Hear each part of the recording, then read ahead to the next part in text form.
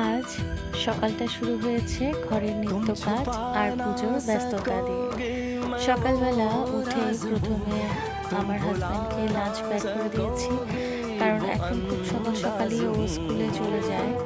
তারপর তো মেয়ের কাজ শুরু হয়, মেয়েকে নিয়ে চলে যেতে হয় স্কুলে।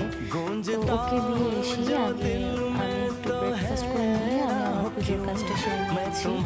পুজোর কাজ সারতে সারতে আজকে বেশ লেট হয়ে গেছে, কারণ বৃহস্পতিবারের পুজো, লক্ষ্মী পুজো, বেশ সময় লাগে পুজোটা শেষ করতে। শেষ করে উঠে খুব তাড়াহুড়ো করে রান্না বান্না করেছি।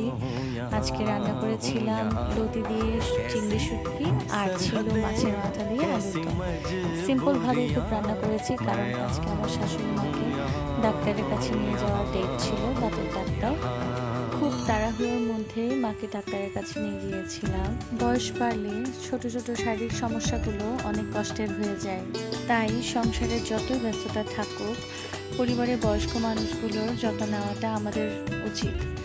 পরিবারের মানুষগুলো কেন যেন অসুস্থ থাকলে একদমই ভালো লাগে না, তাদের সুস্থতা থাকলে মনে হয় যে ঘরটা ভরা, ভালো লাগে। মায়ের দাঁতের ট্রিটমেন্ট শেষ করেই বাসায় চলে আসলাম। যাওয়ার সময় মা আর আমার বড় মেয়েটা খেয়ে বের হয়েছিল, তারপর বাসায় এসে আমি আর আমার ছোট মেয়ে খেয়েছি। এসব করতে করতে কখন যে 4:30 বেজে গেল বুঝতেই পারলাম না। আজ এইটুকুই।